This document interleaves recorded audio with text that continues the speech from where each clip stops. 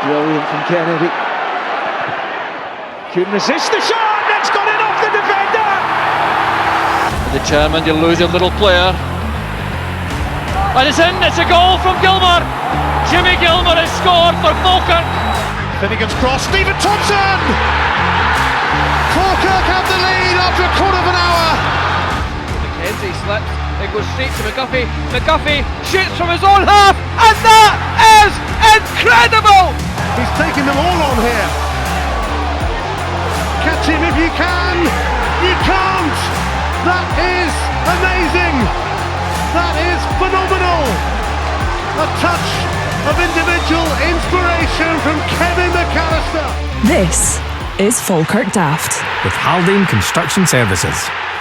Mind the gap, that's 3 points clear now at the top of the league, but could it have and should it have been more?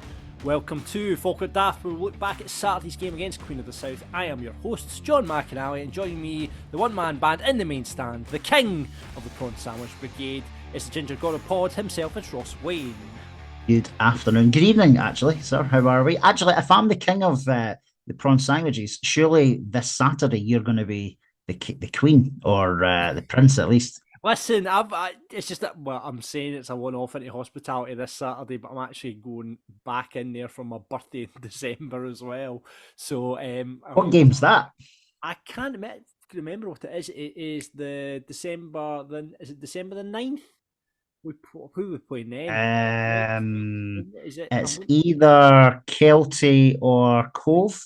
One of the games, I think. Yeah, I can't remember who it is, but I'm back in there with a couple of boys for my birthday. But yeah, so looking forward to that. Looking forward to this Saturday as well. We'll get into previewing the Edinburgh game a bit later on the podcast, but we'll get looking back as well, of course, at that big game at Queen of the South yesterday. But like we say, we've come out of it. We're 3 points clear at the top of the league. It could have been more, though. We'll get into it a bit later on. But first, before we proceed into the podcast realms, I've got to say thank you very much to Haldane Construction, our sponsors for this season. Looking forward to actually Peter's coming with us to the hospitality this Saturday, and he put a message out saying, are we going up to town afterwards? And we're like, of course we are. The big brown bear shit in the woods, Peter. Yeah, absolutely. So looking forward to Peter's company on Saturday. And of course, he is the main man at Haldane Constructions. This is your sponsors of Falkirk Daft. They're delivering projects right across the Central Belt and have been doing that for 2 decades. If you're looking for an extension, any building work done, get in touch with Peter and the team. Customers at the heart of everything they do. They'll keep you in the loop throughout the project. They held themselves to high professional quality and ethical construction standards. So they picked up loads and loads of awards. So if you are thinking about getting any building work done, speak to Peter and the team, putting loads into Falkirk, loads into the community, and you can get them at haldaneconstruction.co.uk. Get them on Insta, Twitter, LinkedIn, Facebook, or drop them an email, info@haldaneconstruction.co.uk. Quality and loyalty is at the heart of their business. So yeah, we are at over 1,876 followers on Twitter, Ross, which means we've got to have to get a winner of the artwork which we promised. We said I think there was a competition run in to get people to follow us, and it was the 1,876 follower was going to get something as well. So it wasn't going to be the 1,876 follower, because obviously they're just a Johnny come lately, aren't they? We wanted to make sure that those that have been with us since the beginning have a chance to win the prizes. So that's literally just happened this afternoon. So either, I don't know if we're doing it today or whether we'll do it next week, but we'll need to do a draw to determine. We could probably have a couple of winners, John, couldn't we? Because we've got a few prizes. We've got Brockville artwork in A4 size. We've got Brockville artwork in A5 size. And as we know, we've also got a captain's armband for someone as well. However, and I know we'll get into this in a minute, it's not the only chance someone will have to win a captain's armband if you're an adult this season. We'll talk about that in a minute. But you want to do the draw today, or should we do that next week? We'll do next week, but we are over 1,876 followers, so thank you so much for following us on Twitter or X or whatever it's called these days. I'm gutted.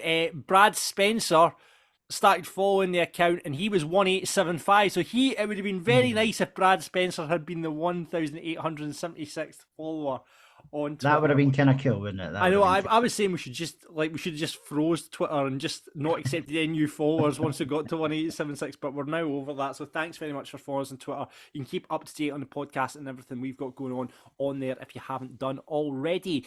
We talked about Fortress Brockville. We and Ross had a meeting with the club this week. You might have seen the video on club socials and our socials as well. We went down and did a wee bit of a video. One take. It was one take. Do you know what? I was looking back at the video going, oh shit, we didn't actually mention who's going to be at Fortress Brockville in the video.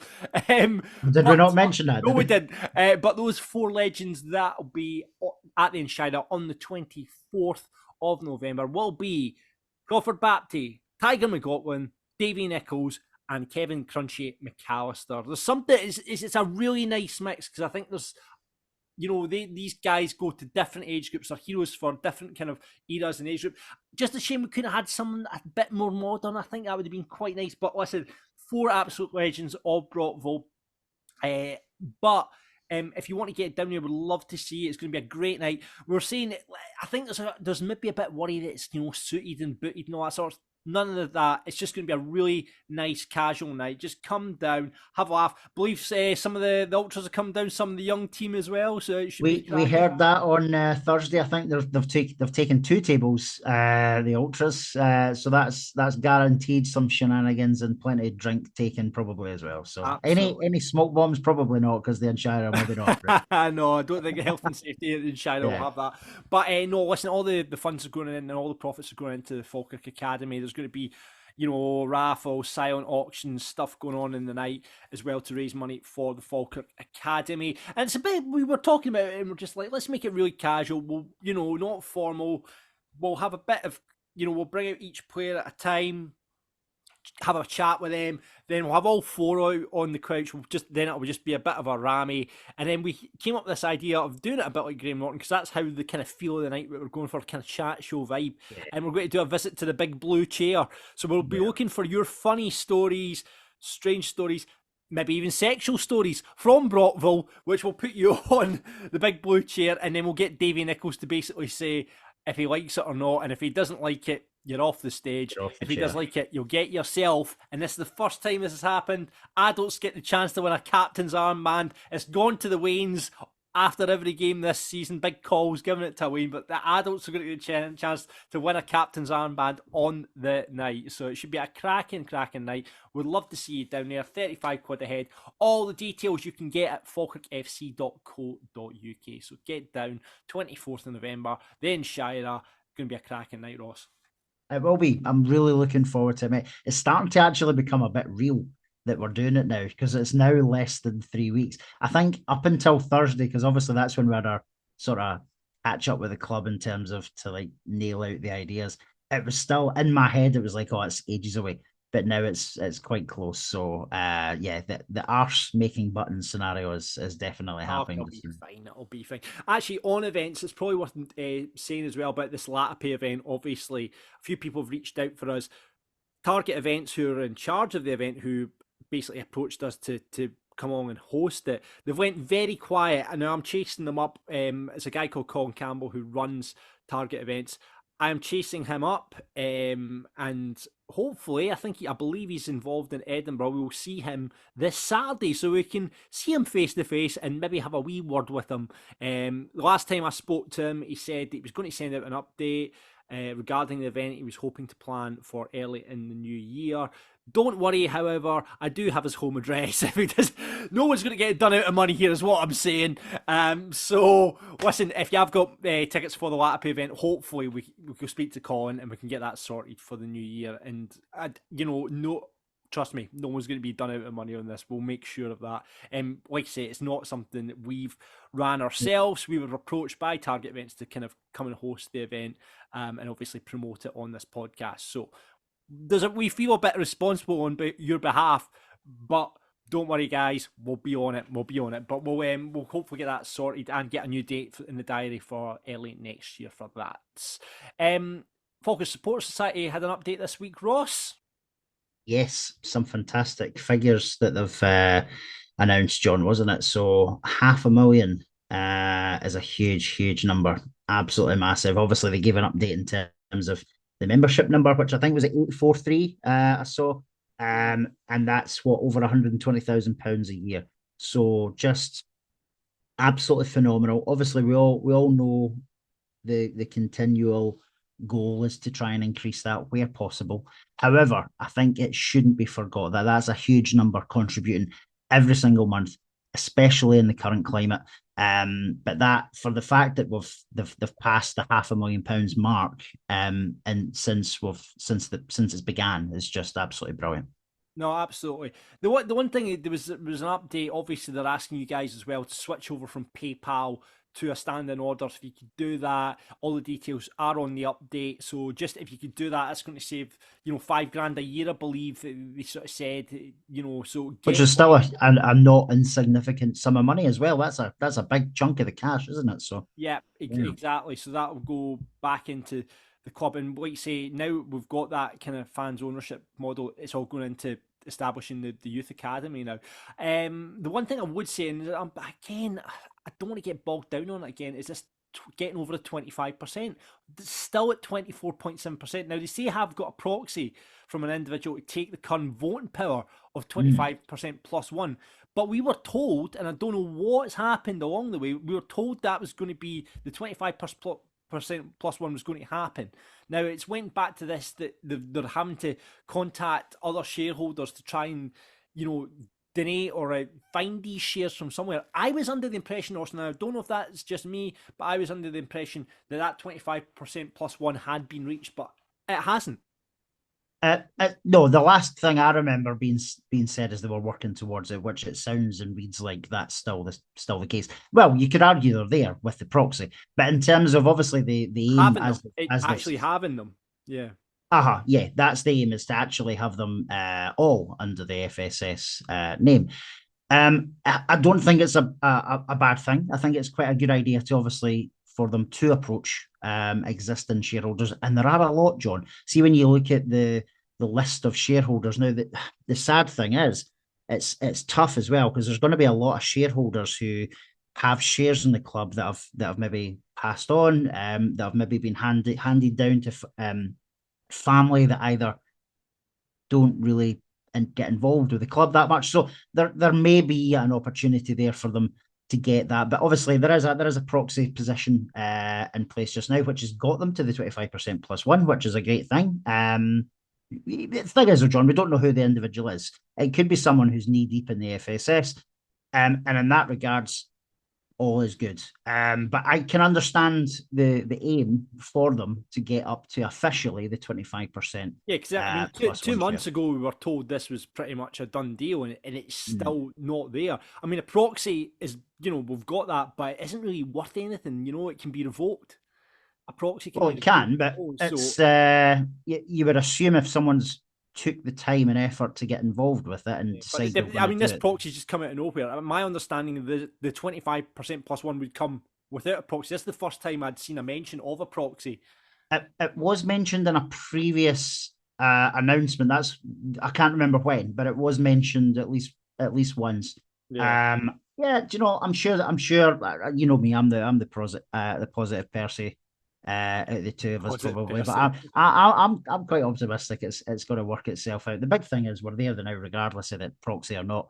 But I am sure the efforts of the committee will continue to see that come to fruition. Did I read somewhere within the update that and forgive me if I've not and I've just made this up, but was there not something around the percentage being safeguarded? Did I read that somewhere? For future share issues, or have I just made that up, John? Let me have a quick read of it. So FSS shareholding remains at 24.7% of all shares.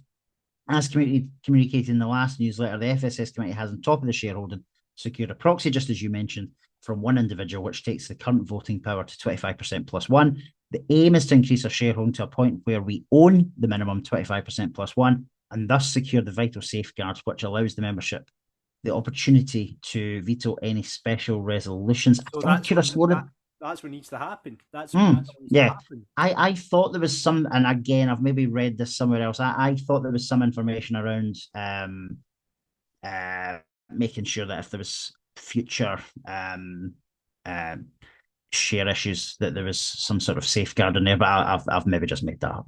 Yeah, well, if you are a small shareholder and you want to get involved with the FSS, get in touch with the guys over there, so we can make this happen, because I think it's really important that we get to that 25% plus one. Now, I know go on and on about it, but like you can read in that email, it's vital that safeguards from any special and able to veto any special resolution. So it's really important. And I know we've got this proxy, but it's like I say, that doesn't stand up for anything or mean anything. So we need to get to that. And I hope that, there'll be more clarification given, why the FSS aren't at that 25% plus one. Because my impression was that was happening, that had happened or was going to happen, and it hasn't yet. So yeah, let's see what happens there over the next week. Well, actually, on the FSS, remember a couple of weeks ago, Ross, we asked, listen, because I was really interested, if you're not a member of the FSS, why not? So we put out there a message about that, and actually Jim got in touch with us, and he said the following, and I thought this is really interesting, and he says, following your request on Falkirk Daft, just wanted to explain my reason for not joining the FSS.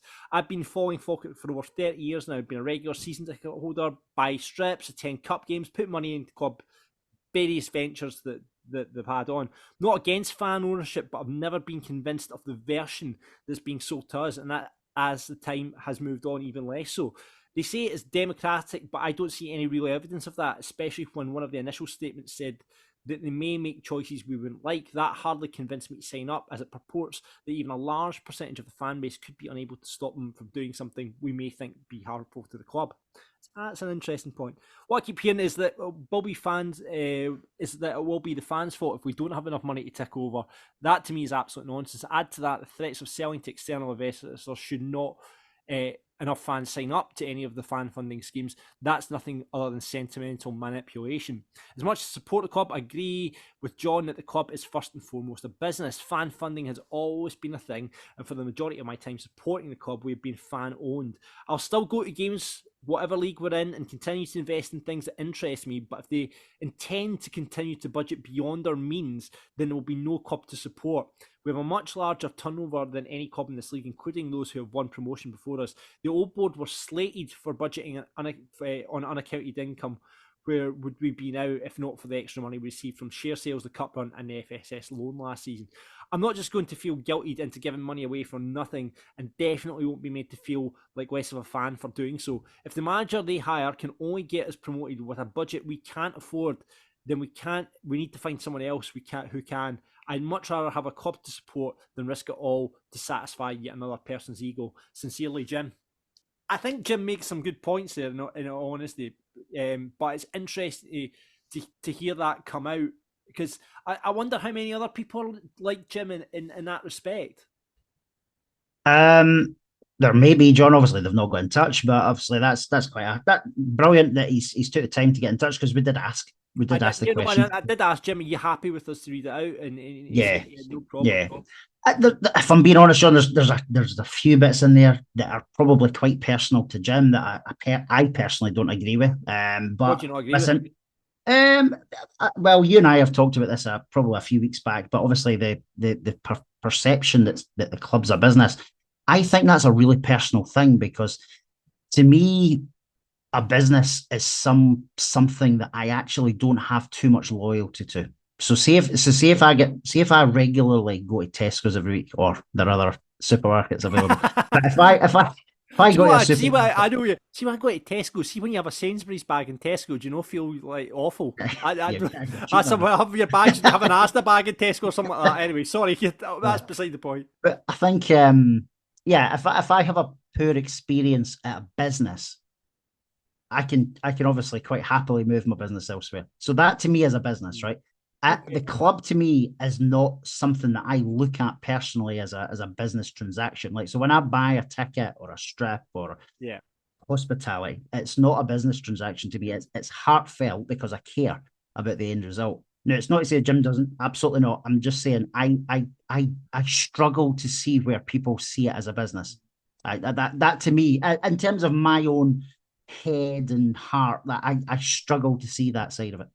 Yeah, but I see where Jim's coming from, because at points, when we've had these constant updates about being you feel guilty, and I get Jim's point about not feeling guilty, because it does, if it doesn't feel like a business, sometimes it feels like a charity constantly asking for money and money, and I get Jim's point on that. I think it's tough, John, because we're now in a position where we're actually getting a lot of information. And in previous years, so he mentions the old board. I think this is the most communication we've ever had Yeah, in my absolutely. I lifetime think for the communication's club. been excellent. I would rather hear that we needed some cash than radio silence and an administrator is appointed Aye. on a Thursday. So it's tough, John. It's a catch-22. But like, we did ask the question as to why people were maybe not so involved or interested in the FSS.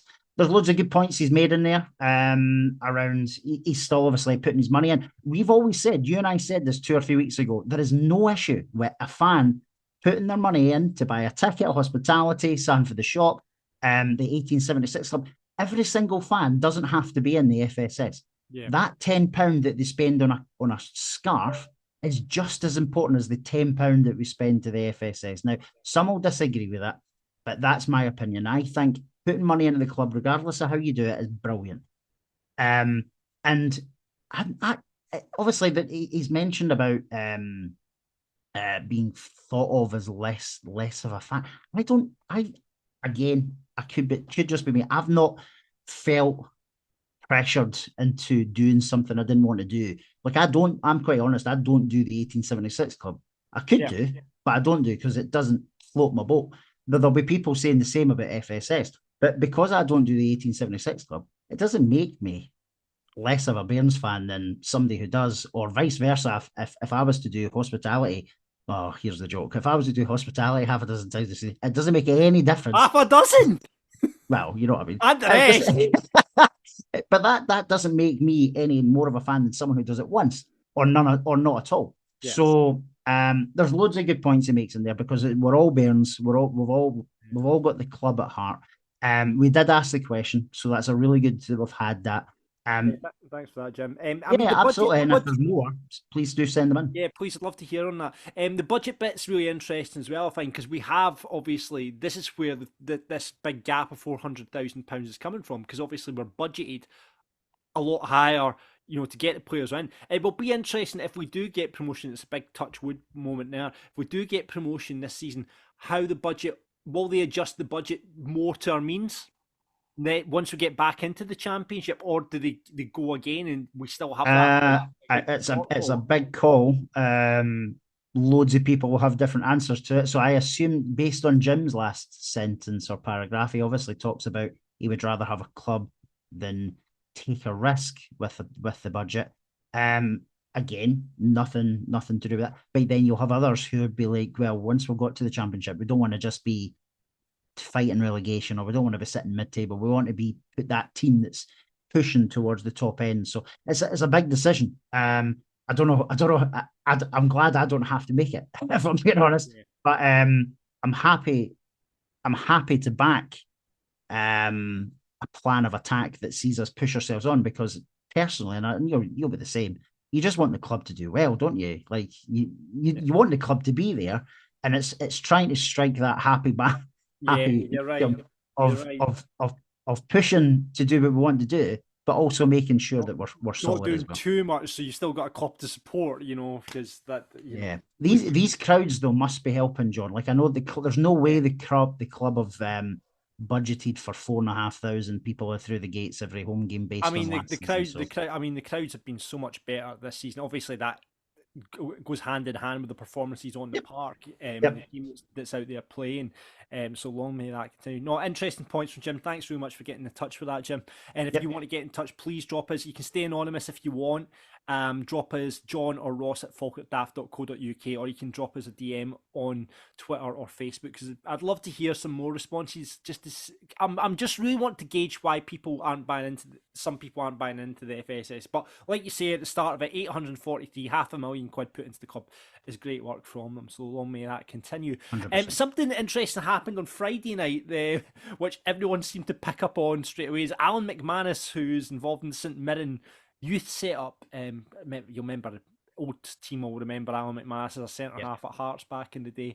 He tweeted, as part of our ongoing strategy to grow and raise the standards within St Mirren Academy, we're delighted to welcome Skipper back home into our environment. What a huge impact Stephen McGinn can have and will have in developing our first team players of tomorrow. This came out of, I'm pretty sure, I would suspect people at Falkirk aren't very happy that this has come out via Alan McManus and not via the clubs involved, because suddenly people are jumping on this, and I saw a few people messaging Jamie saying, is this why should he not be developing our players, or what does this mean for him going forward? And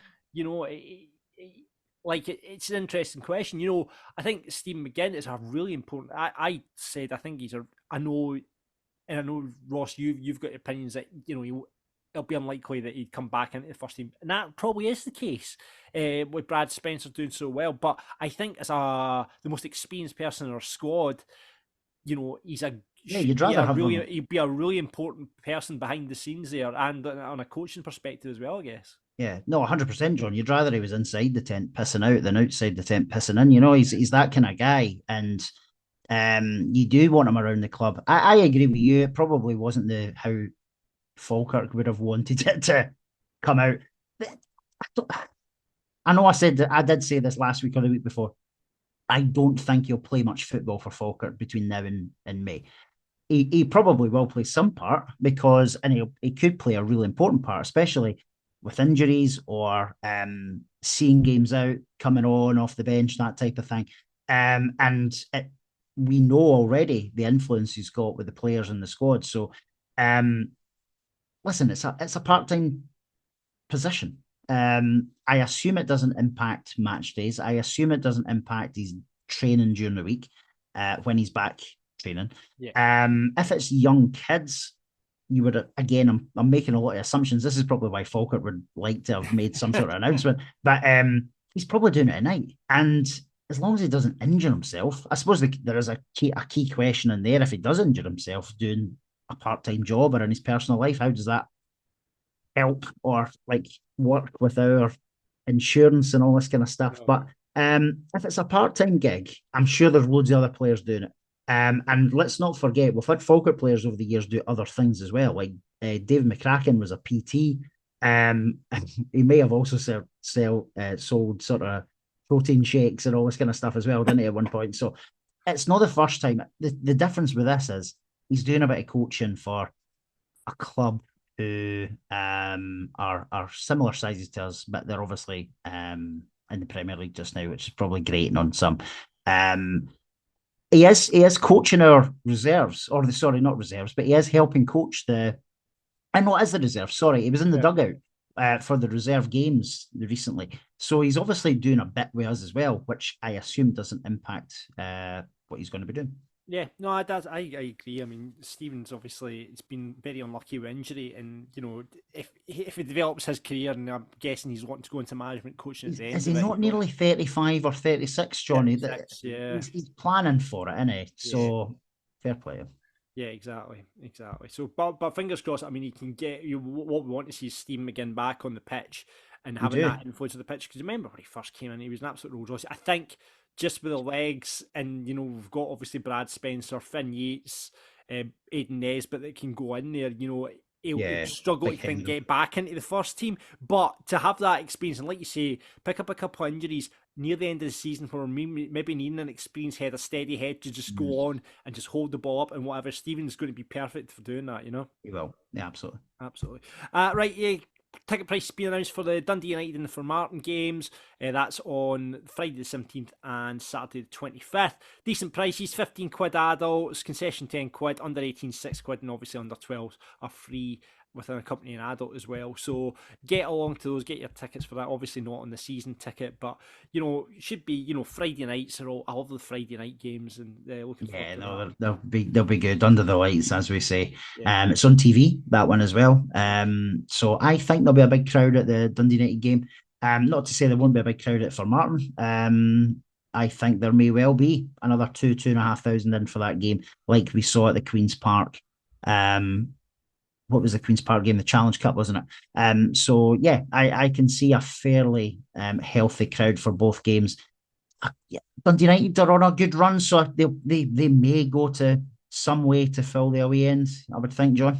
Yeah, only one. Us, Dundee United and Celtic are the only 3 unbeaten sides in Scotland at the moment. So there you go. How nice would that be if we were the team that beat Dundee United, which then meant it was just us and potentially Celtic?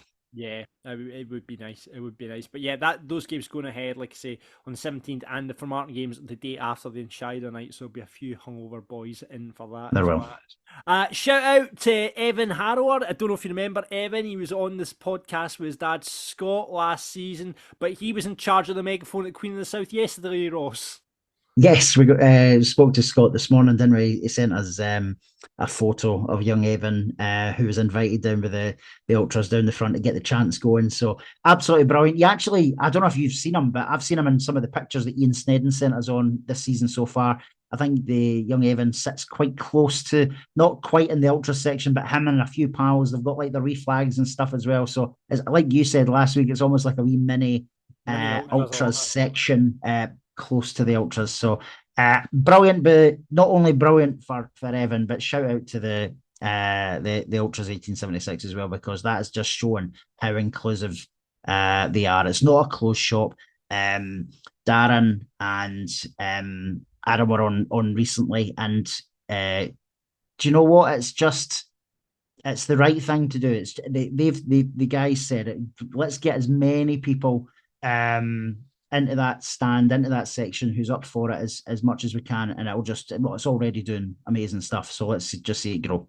Yeah, absolutely. Ali suggested a drinking game for a Saturday night. He says, watch John's post-match interview and take a shot for every time he does the penguin arms. You'd be well on it after a couple of his recent interviews. So there we go. New drinking game. Do a shot for every time McGlynn does the penguin. Like that. And on Latapy Watch, we put this out a couple of weeks ago, and you have been in touch in your droves of spottings and meetings with Russell Latapy across the years when he was at Falkirk. Here's a couple of belters. Let's go through them. Kick off with Ali. He says, me and my pal Gav went down to the Roman Bar bus to watch Falkirk play Ayr at Somerset during the 2003-2004 Oakville View season. Being 14 at the time, we headed to the ground earlier than the oldies in the pub to be met by Russell, chilling at the main entrance, smoking what can only be described as a funny smelling cigarette. Class. Oh my goodness. Wow. He said hello, asked us what score predictions would be, and then led us straight through the main reception and out the tunnel across the pitch to the away end without having to pay at the turnstile. What a legend. There's so much with that story that you just know it's right. Like he's not made a single bit of that up. You just because you can just know it's right, isn't it? A funny smelling cigarette. Funny smelling cigarette. That's class. Stuart says, I was working in behind the wall the day he had talks with us to sign and was serving him. That's a cool story. Imagine being there the day he signed. He sat down with Yogi and a few others, smashed about 6 pints of Stella and about 20 fags. At what point do you think Yogi signed him? Do you think this was Yogi actually buying the pints to persuade him to sign? Maybe it was, get him pissed and him to sign. I mean, that's mental. That's going back to the days when you were allowed to smoke indoors as well. Mental. Imagine the contract negotiations, right, Yogi. I want £1,000 a week. I want 6 pints of Stella every Saturday night. And 20 Lambert and Butler. Well, there was so many, just about every second reply to this was, I met him in behind the wall, by the way. So Barry was at Scott McKenzie's testimonial dinner at the Wee Park in Grangemouth long time ago. Was in a toilet at the same time as the great man. Politely asked him if he was going for it tonight. He responded in his brilliant Trinidadian tone, I'm going to go fucking mental. Man is a legend. Yes, these are brilliant. Dougie says, in Budovice on the pre-season tour, when he went missing and had I remember that. And I remember that. And I had the whole backroom staff and half the fans searching bars to find him. Showed up and looked as if he didn't get what all the fuss was about. I remember that in Budovici. Like Budovici, by the way, it was such a good trip. It was a fantastic trip. The three overlasting memories for me. One was the just what banter, loads of pivo drank. Obviously Russell just being Russell. And also, do you remember Lee Miller was just like forever on his mobile? Because he was the full tour. Obviously, I think this was setting up his move to Bristol City or something like that, wasn't it? So it was always on it. I remember one of the memories for it, because Ross Wilson was still at the club then, and me and Ross, who obviously went on to Rangers and now at Nottingham Forest, me and Ross, I don't know how, we were the last two men standing. We ended up in this mental bar in Budovici till about 4 a.m. And I'm just like, what's going on? And then when people turn and go, oh, yeah, Ross Wilson at Rangers, blah blah blah, and I was like, I end up drinking with him in Budovici till 4 a.m. one night. But it was some trip, by the way. We should get, listen, it would be great to get some of your Budovici memories, or some of your, for those that went to the Deuce as well, some of the memories from that. We should definitely get on that. Continuing with Russell Watch, Colin says, outside Toys R Us and Livy the day after we'd beaten Celtic in the League Cup. Asked him about the game, he says, we deserve to win. Cool as can be. Course he did. JB said Cadger's Bray having dinner with Mixu Patalainen after a Falkirk versus Hibs game. Can you imagine going to Cadger's Bray after a Falkirk game and it's him and Big Mixu sitting tucking into a carvery or something like that? That's bonkers, isn't it? Some boy. Stevie says, bizarrely, one night drinking, we end up drinking more than at the bar at Coasters. Was that pennies? I don't know if it's still there. Is it the bar at Coasters? Must have been pennies. I don't know if it's still open, but it must have been pennies. Yeah. With Brian Rice, Yogi, and a few players. Lol. Wow. Which Stevie was that? That was the smudger, was it? Stevie? No, it's not. Different Stevie. Is that a different Stevie? That sounds like something he would do. Mr. Lev says, my nana's house, Pedro Bottino and Tiago, amongst others, stayed with her at different points. Pedro referred to her as his Scottish mum. So would that, I mean, Russell would have been there as well, would he? I don't know if he would have been, I guess he would be there, but I bet he would have been round seeing Pedro or of Tiago course. or yeah, because Russell knew was he not the reason they signed? Because when we had Lima, Tiago, Portugal, didn't he? Yeah. Vitor Lima as well, wouldn't he? He would have been there. Absolutely. Yeah. Pete says next to an Oompa band at the Seski Budovici when playing the fans game. Oh, we had obviously Andrew White on the other week there who scored in that fans game, the only goal. All he could say was, what about the birds in Prague? Typical Russell. Christopher says, lived round the corner when I was a boy.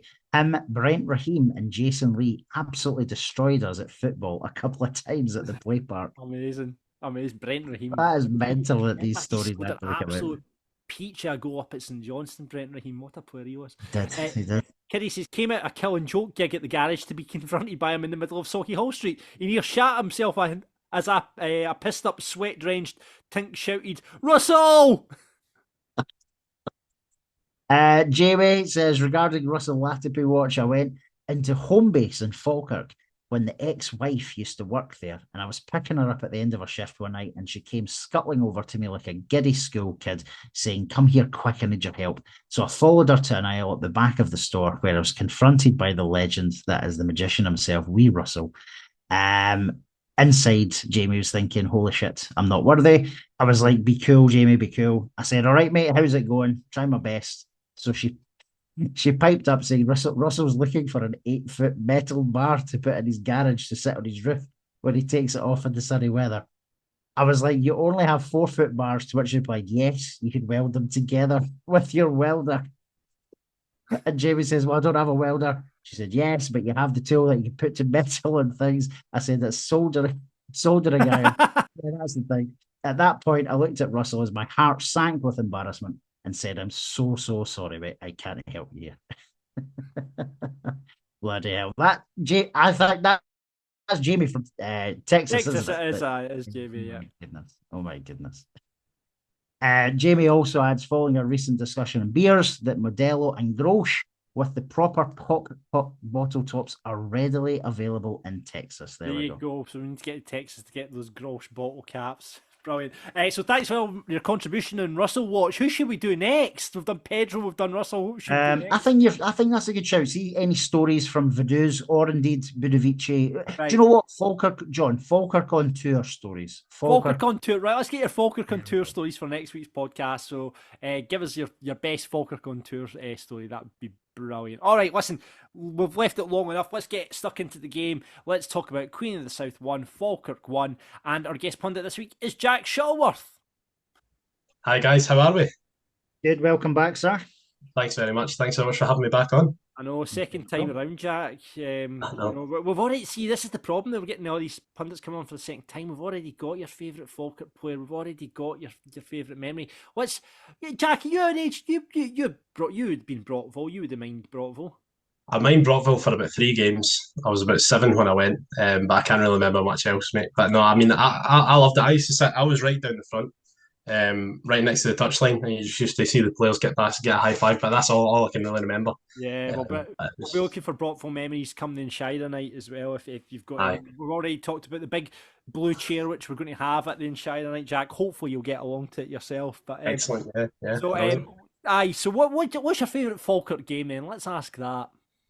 Favourite Falkirk game? Oh, it has to be the Fifers at Hampden, mate. That was brilliant. Do you know what I mean? Just the atmosphere, like coming back on the train after it, mate. It was brilliant. Even that cup final, to be honest, was even, you know, that, I mean, obviously not the game itself, but certainly afterwards. You know what I mean? Yeah. And I think it's games like that really kind of solidify the reason why you watch them. You know, get beat off Cove Rangers or one of these things. You know what I mean? It just kind of helps reinforce it. So I would say those 2 games definitely 2 of my favourites. Yeah, no, definitely. I think the Fairmont semi-final was. I just remember being in a establishment that had dancing ladies after that match.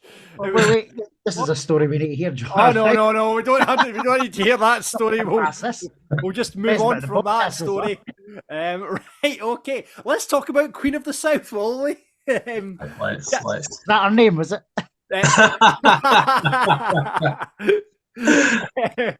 Well, we were unchanged, lad, on Saturday against Queen of the South, apart from Brad Spencer being back on the bench. Jack, you managed to get down to the game, didn't you?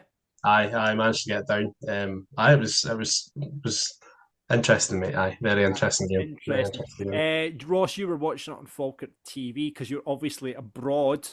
And we're able to actually just back in the country after, you know, being somewhere foreign on Saturday. We won't get into that. But Luby was back on commentary as well. Much to everyone's delight. I think Sean was off, so Luby was on commentary. Yes, it was great to hear him back on that. Right, let's get into the game then. Where do you start with this one, Jack? I mean, look, it was a strong start, and you know, as soon as the Tam Lang bullet went in, you kind of thought, right, that's it, you know, easy train, you know what I mean? Because that's what we've been used to, you know what I mean? We've kind of had a string of games against part-time teams that, you know, we've kind of just been used to winning. But certainly, I made the point, you know, it's against the full-time teams that's where we're going to win this league, you know. And I mean, yeah, we've beaten them before, but you know, we need to keep beating them. You know, we need to be relentless, basically. And I thought for the first kind of 10 minutes we were, and it just sort of petered out. You know, it was a wee bit disappointing. Yeah, I mean, great to see an early goal for big sexy Tam Lang. Great ball from Miller Ross and brilliant header for the big man.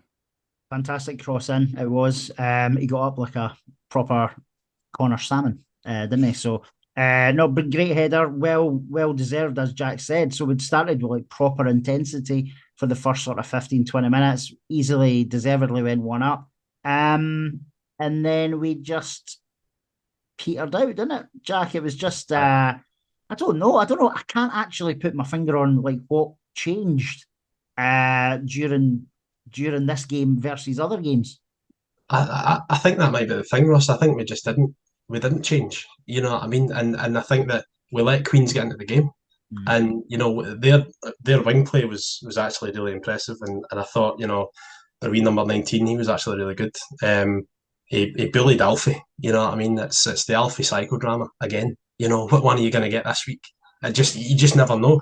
And it was almost like he was just a shell of a man for that first half. And And you kind of felt sorry for him, you know what I mean? Because the boy was half his size, man, and he was just bullying him, stopping down the park. And I was like, come on, lads, get a grip of this. But that's what it is. It was a quieter game for Alfie again. Mm-hmm. Mm-hmm. Yes, it was almost shades of Still and Albion. Does it seem to be his away games, do you think? Could well be. There Maybe. might be something in that actually, because it seems to be a bit quieter when it comes to the away games. If McKeever, however, scores that header, which he had at the back post after, because it seemed like after the goal we smelt blood, and we went after that second goal as we have done in other games. Great delivery from Big Call, and if he doesn't hit the side net and that goes into the back of the net, we're looking at a very different game and potentially Big Marv losing his job. I think if we'd went 2-0 up, I think it would have been a different game. But that allegedly, like I've only seen a few comments online from Queen's fans, but they're saying that's the best they've played all season on Saturday. So they've obviously raised their game to an extent. We've not had the best of games, but I do think had it went 2-0, like I was convinced, like I was already celebrating with a header that I thought was in.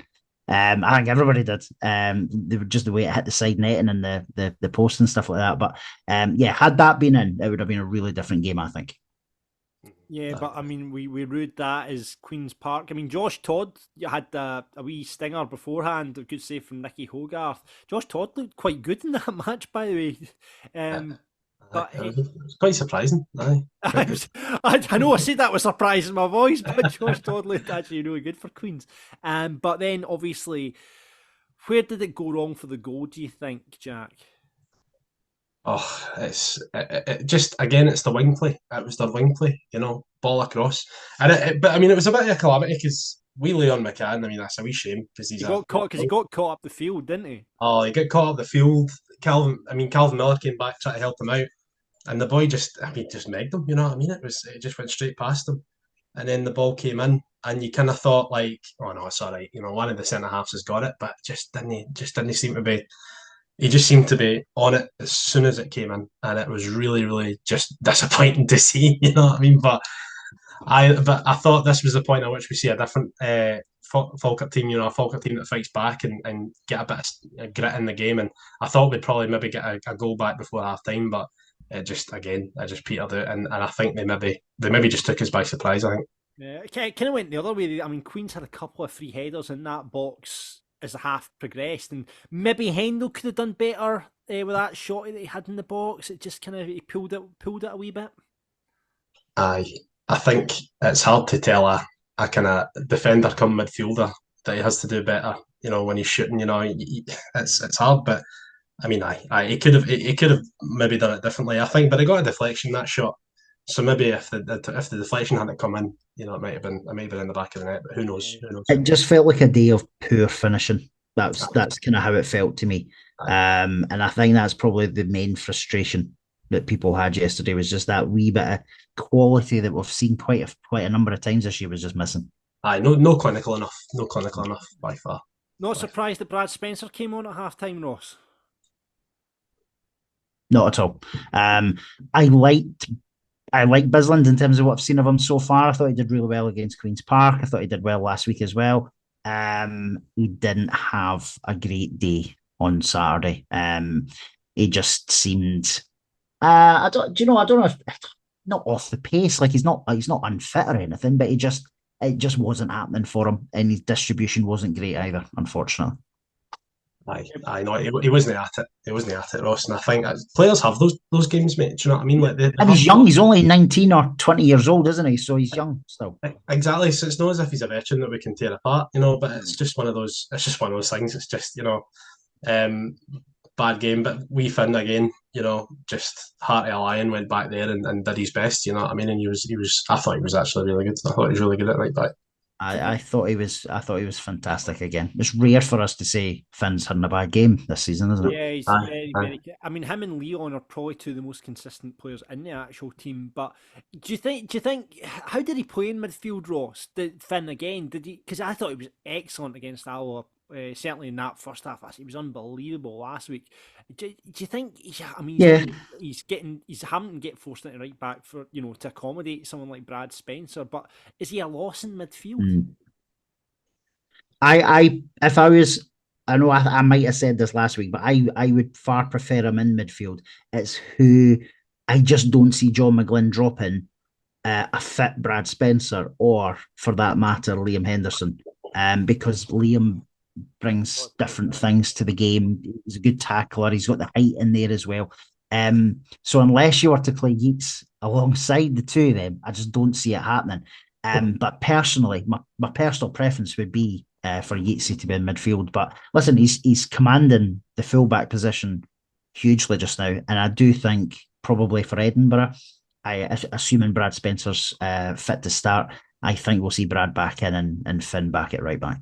Yeah. I mean, I was talking to the person sitting next to me, and we'll come on to him in a wee bit because it was something special. But and he was saying, that Brad Spencer, he's not we were missing him in the first half because when he comes on, he's not afraid to get filled. Do you know what I mean? He's not afraid to get filled. He does the right thing, and I think it was just, you could maybe tell that Finn hadn't been playing that position constantly, because Brad came in and did what he did, and it was a tough game for him. But I know, I mean, we needed him. That first half is a real shame that we didn't have him. Real shame. Aye. Who are you sitting next to, Jack? I was sitting next to Tam Lang's dad. Wow, yeah. I'm not, honestly, mate. And because he spoke to me at half time, I said, "Oh, where are you from?" Because he had an English accent on him. I said, "Oh, he's Chester." I thought, that's some way to come and watch Falkirk. He says, "I come up most weeks," and then we watched the game a wee bit more. And at half time, he told me he was Tam Lang's dad, and I was like, "What the hell?" That's class. But the thing is, though, he's an absolute dead ringer for Ted Danson, the guy off The Good Place. I don't know if you've seen him, mate. Honestly, and it distracted me because you're like, I'm looking around, I'm listening to what he's got to say, and I'm going, I thought I can't look at you too long, mate, and I'm going to start laughing. Yeah. It's such a shame, but a lovely guy, lovely guy, and his input in the game was Is he as handsome as Tam? Yeah. Listen, I don't think I've got to say any more. He's a dead ringer for Ted Danson. Ted Danson's That's it. But no, he's a lovely guy. But I know sat next to him, I was a bit mad to be honest. You've been delighted his boys scored, obviously, as well. Oh, I know, he was buzzing, absolutely buzzing. But everyone was, you know what I mean, because we thought we were going to win, So I mean, as the half progressed, some points it looked like Queens were more likely to score later on. Nesbitt obviously probably had the best two chances for us, that cut back from Calvin Miller, and then in the 92nd minute that shot from him, and you were just thinking, see if it just flashed across, and you think, see if that just went any touch from anybody, home or away, that was a goal. It's a frustration that we've talked about Nesbitt before, though, isn't it? Like, he does an awful lot of good stuff, and we can't slag him off too much because he puts himself into good positions. So he almost does the hard part sometimes. But yeah, had one of those two went in, that would have been fantastic. The place would have went absolutely nuts. You saw the pictures of the boys in fancy dress yesterday as well. There was some absolute belter of fancy dress down there. But the place would have went absolutely mental. On the 92nd minute, had that winning. I mean, shit, over 600 Bairns down there. It's a big trip to Dumfries. So a great trip, and obviously the boys all in the fancy dress yesterday, having a laugh. There's a couple of choice fancy dress outfits from what I saw as well. A couple of ones that might get you cancelled. No, it looked like a cracking day out for the over two. The Falkirk crowd was over two-thirds. It was over a third of the full attendance. So, granted, Queens aren't like getting big crowds just now because they're not playing well. But as you say, John, 600-700 down at Dumfries. In November. Look at what Hamilton got, and Hamilton Cove got up there, and it's like 500. Do you know what I mean? Well, do you know that website? Is it Scottish Football Away Days? They take pictures or send in pictures of the away crowd. Yeah. Did you see the Hamilton crowd that was up at Cove? No, I didn't know. There was about a dozen. Really. And listen, we've spoken about this before. A crowd doesn't determine you win a league or otherwise, but we just need fucking deserve it, is what we say. We deserve it. We just need to get the hell out of this league. It's our fault that we're here, but it's also within our gift this year, especially to make sure we get out of it. But I mean, like what a difference that organised support is, though. I mean, just in games last season. I mean, I know the great unwashed had their ultras in that, and I maybe actually think that there were games that they picked up points because of them. You know what I mean? They lifted them, and I think we need that, and I think that's what's going to probably carry us over the line, is just to lift the players. Testament to them. Absolutely right. Talking of Hamilton, however, I mean, when you come out of that game, right, so Queen of the South, I think it's a tough place. It's always been a tough place to go. We have got a decent record down there, as Donald pointed out last week, Ross. But to get, like Jack was saying as well, a full-time team in this league, to go away down to Dumfries, come back up the road with a point, ordinarily, that's a good point. Do you know what I mean? That is a good point. And an even better point when you looked up at Cove, and obviously Hamilton getting beat up there. I mean, if they'd won up there and we're back on kind of par with them, but to be now 3 points clear as opposed to 2 points clear, having a little, we can our goal difference is better than Hamilton's as well, and having that just a wee bit of gap there, I mean, we'll obviously be kicking ourselves that it could have been potentially 5 as opposed to the 3 we're now at, but still. It's a good gap at this stage of the season. As you say, it could have been more. It could have been maybe 5 points yesterday, but it's 3 points just now. And if I'm being honest, the pair of you may think I'm absolutely mental for even suggesting this, but next Saturday we're obviously at home to Edinburgh, as we know. Accies have got Stirling Albion at home, so you're thinking, well, that's a home win. Stirling took points off them at home in September time, and that can sometimes psychologically play an impact as well. Listen, this is Stirling's the first team that took points off us. They're obviously on a horrendous run. I don't think they've won in about 7 or 8 games. So they'll be scrapping for every point. And I wouldn't be shocked if Stirling maybe take a point at New Douglas Park next Saturday. Well, let's hope so. Let's hopefully. I mean, we went to Edinburgh like last season. Obviously, took 3 points away from the stadium at one point. They had an absolutely horrible result. Michael McKindle seemed to have got them motoring, and we'll obviously preview the game. But they had a horrible result there at the weekend against Montrose. So hopefully that'll play into our favour. But we will wait and see. Will we see what Mr. McGowan had to say after the match? Here he is, as he caught up with Lewis. John, a difficult place to come, but ultimately your team has extended its lead at the top of the table. How happy are you? No very. We obviously came here for 3 points, and we're not going to be with 3 points. I thought our first half performance wasn't the best. I thought we were a bit lacklustre. Still got a really good start in the game. Tom attacking the free kick that Calvin put in, a great ball, and Tom wears his heart on his sleeve. I thought he was immense today. Obviously he gets us a goal, which is a big part, but I thought he defended so well, so well. He won virtually every header, and he covered his teammates, his fellow defenders on a number of occasions. But I thought we were off it a little bit in the first half. We got a warning before they scored. Lad Todd goes through, and Nicky's made a really, really good save. So we got a warning. We lose the ball from a throw in the left back area, and they go by us very, very easily. And it goes across, comes back in, and it's in the back of the net. So we probably could have been 2-0 up. Big Ross has got a really, really good chance. It's a good ball in again, and he's really just got to hit the target for the header. Nobody near him, and that would have made it 2-0, and that might have given us that little bit of cushion. But we should have got a reaction. I think we got a reaction at the start of the second half. I thought we started the second half really, really well. As the game went on, it was a little bit, we attack, maybe don't score. Bro comes out, they break on us, or we've given the ball away. It became a little bit transition-y, and they had a couple of balls that went, Mickey again, I think maybe had one save. There wasn't an awful lot of saves in it, and then I think Aidan's got a right chance towards the end. It wasn't a great angle for him, but he's managed to get the ball across there. If it just sneaked in at the back post, we'd been going back up the road with all the 3 points. So yeah, we came for 3. We're a little bit disappointed we're going away with 1. In the grand scheme of things, if I've gained a point, well, it's a little bit of a missed opportunity, but at the same time, we'll just need to take it. We keep our unbeaten run going, so and there's a lot of wins in that. Attitude was good. I think maybe first half it could have been better, but I think we changed things, and I think we got that intensity back, to an extent. We went towards their goal. Just getting somebody on the end of a cross. Calvin did play. We cut back on Aaron Nesbitt, who managed to get a strike, which the goalkeeper's pulled off a great save from it. But probably no enough really end product to maybe say we were deserving of all 3 points. I think my favourite thing is that John McGuinn's invented a new word, transitiony.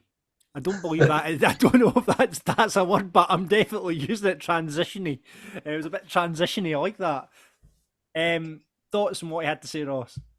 Yeah, no, he's kind of, he's as he always does. He sees everything, but just as we've talked about earlier today on this podcast, it's just a wee bit of not enough quality yesterday, and had Ross McKeever put that header in, which he probably should have done, it would have been a different game. And actually, we might have went on and scored a few goals, because I think Queen's Head would have dipped at 2-0.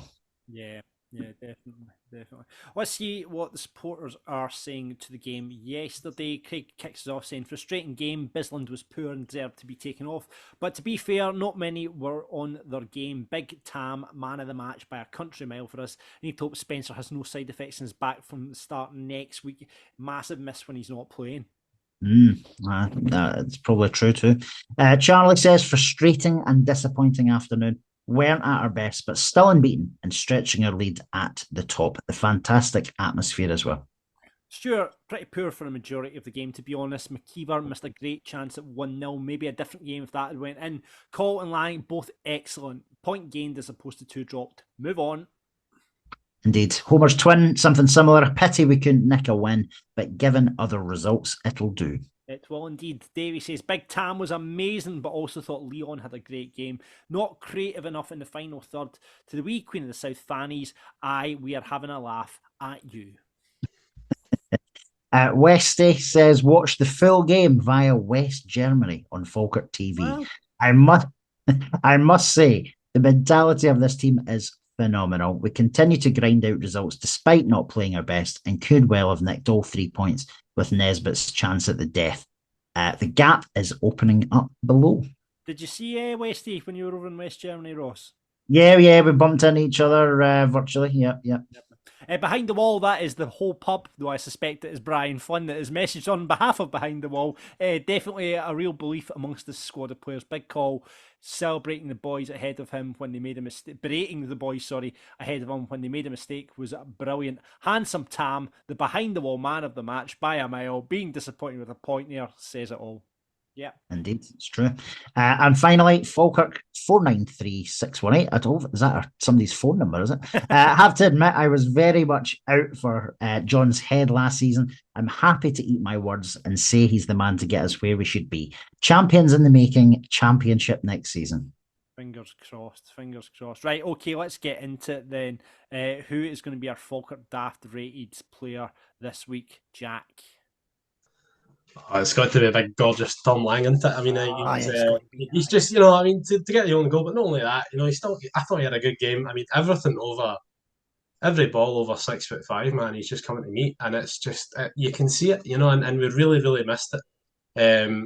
Last season, I thought that we needed someone in at centre half, and look, he's the answer to a lot of players, I think, so it has to be Tom Lang for me. Yeah, we've got to keep him fit. That's the thing, though. I mean, I think out of any player we could lose on that park, Tam is the one that we really couldn't do without. Because when you look at the bench, Sean Mackey's probably, or Hendel dropping back in at centre half's probably your options there. But when you see Big Tam next to Call there at the back this season, you just think safe as you like. Yeah. It's a brick wall in it between the two of them. It's a bit of a brick wall, which is good. Yeah, no, exactly. Ross, who's it for you?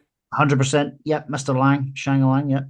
Shanga Lang, big handsome Tam, get his man of the match. Fantastic. Listen, you're not going to have any argument from me on that one. To be fair, he could score 3 on goals and you'd still give him... He's definitely getting it. Right, okay. What about Falkirk Dafty? Who we got? Do you know, and if I said it was Agyeman at Stirling, I'm going to have to say it was Bisland yesterday. He didn't have a great game. He's a young lad, though, as is Alfie to an extent, but I think I'm going to have to say Bisland. So Alfie actually was watching that view from the terrace, God forgive me, on Friday night. Sorry, what were you watching on Friday night? I watched View from the terrace. I flicked it on. Were you drinking an IPA or something? I know. I had some very nice IPAs over the weekend. Thanks, Ross. It was very thorough. There's a new one from Brewdog that I had, which was very nice. Had that over the weekend, but they had actually, your man, Steady Muir boy Craig Telfer, he had actually marked out Alfie Ackerman has been, hyping him up. But as we've talked about, he's up and down like a fiddler's elbow, man. He really is in terms of consistency. Jack, you going with Ackerman? You going with someone else? Sorry, you know what? I'm gonna go left field here, boys. I'm actually going to give it to the Queen of the South, wee Bams that were right next to the Falkirk fans, mate. There was 4 of them, right? And they were rolling fags, putting them behind the ear, so they mustn't have been any older than about 13. But I mean, honestly, it was they were just so annoying, mate. Like they didn't even stop. And the thing was, they were all saying, "Let's all laugh at Falkirk," and they were the only ones laughing, mate. And I was like, "These are just embarrassed, mate." And you could tell that even the folk in front of them were just embarrassed. And in half time, the entire Dumfries Primary School P6s came up and came in with them. And I just thought, oh, boys, come on, get a rest. So they are my Falkirk Dafty. Queen of the South Bams. Queen of the South Bams. I'll go with Queen of the South Bams for the Falkirk Dafties this week since I've got the casting vote, so we'll go with that. Brilliant. Listen, Jack, thanks for your second appearance. Hopefully not the last. We'll have to get you back on. It's always a pleasure to have you on, mate. But yeah, if you want to be a Falkirk Daft pundit just like Jack has, please drop us a line. You can DM us on Twitter, Facebook, or email us pundit@falkirkdaft.co.uk. This is Falkirk Daft with Haldane Construction Services. So, Ross, we are on to Edinburgh at home, and they are having a torrid season. Obviously, got rid of Alan Maybury and Mark Kerr. I think Mark Kerr went, I don't know if he's still there actually. He certainly was taking temporary charge of the side when Alan Maybury went, but I don't know if Michael McKindle's kept him on or not. If not, bring him home. But yeah, Edinburgh only got 6 points out of 12. Minus 17 goal difference, having a terrible time. In the last couple of weeks, however, it's picked up since Michael McKindle took charge. They managed to obviously get a draw at Hamilton, which was, unbelievable result, and they got a win as well. Who is it got the win against? I can't remember. Was it Annan? Was it Annan? I think it was Annan. Yeah, I think it was Annan. But yeah, they're kind of rock bottom at the bottom of the table. Coming to the stadium where we're obviously unbeaten this season. I mean, on paper, it all looks. It should be a dicking. It should be an absolute hammering, especially when you looked at our last game against Alloa. But with that slight form, and the fact they got pumped off Montrose at the weekend 5-1. It's like, it's just weird. I think they will. Have I still got that banana skin mentality, and still is it just because I'm a Falkirk supporter that I can't? No, listen, I get it. They'll come, and I think they'll come very defensive minded on Saturday because, as you've just said, they've just had a bit of a pumping yesterday off Montrose. They'll be wary of Falkirk anyway, but I think they will. I think they'll go old school. Now, what I mean by old school is when was it? Was it March, April time they came to the stadium and they got the 3 points towards the end of the season, didn't they? Now, if you think back to that night, what they did really well last season was that they were very defensive. They counter-attacked very, very well, and they frustrated the home support. Yeah. What they won't be able to do this time is that third one. They will not be able to frustrate the home support. We've already seen it this season. The Falkirk fans were a different breed this season. There's a different atmosphere. There's a different feeling.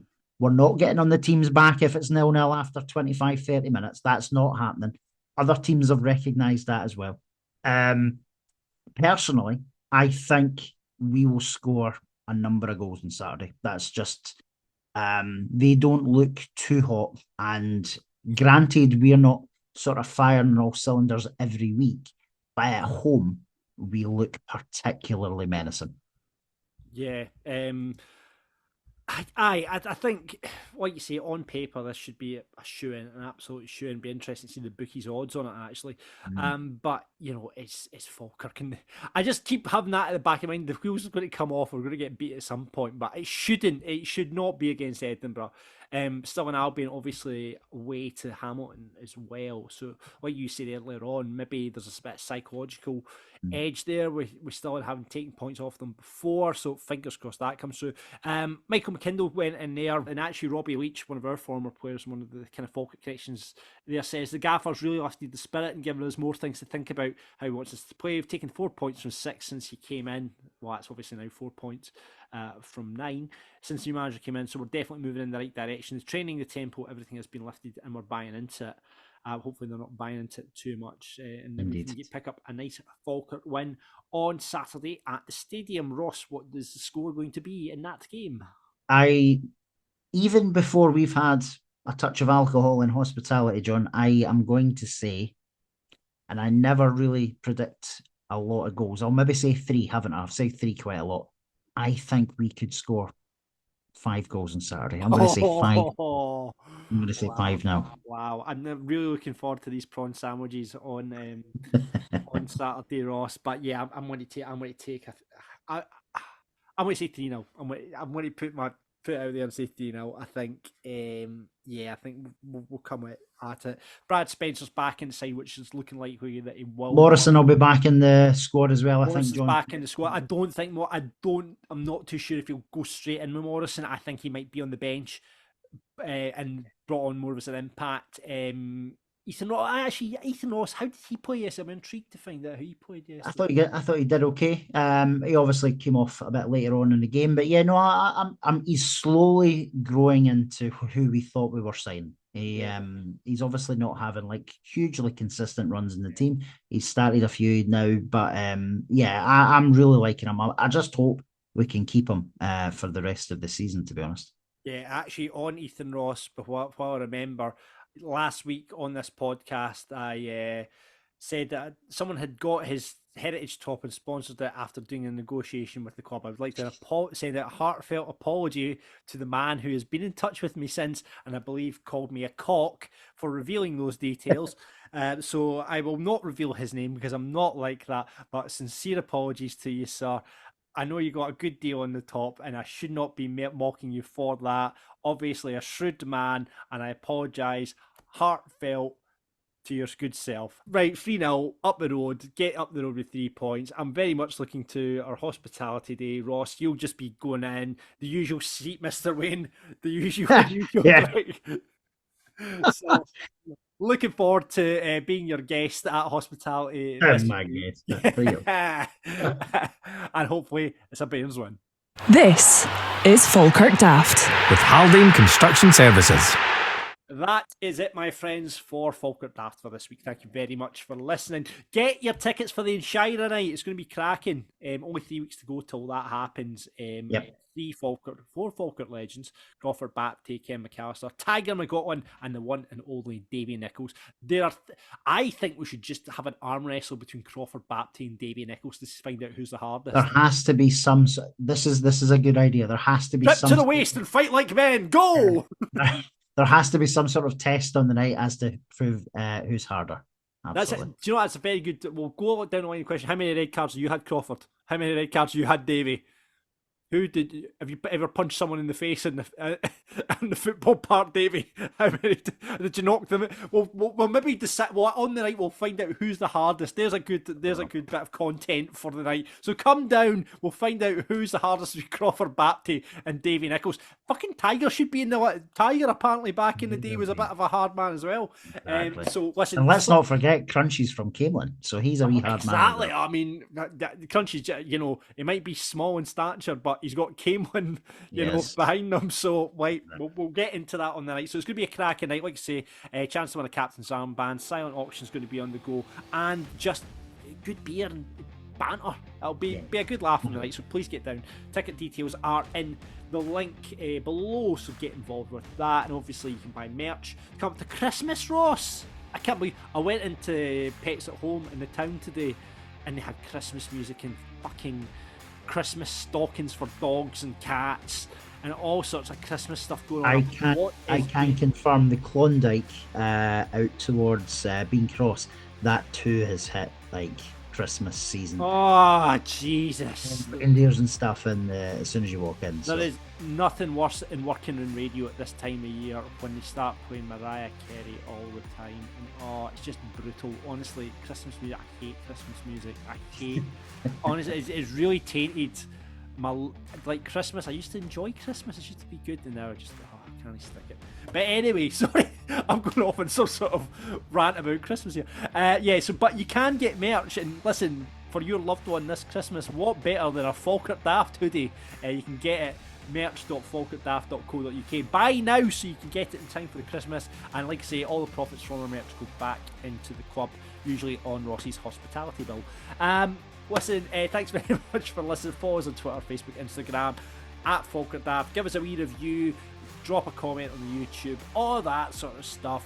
And like I say, next week we're looking for your road stories from Falkirk, isn't it? Road stories. Yep, yeah, Falkirk on tour stories. Let's see the best, hear the best ones.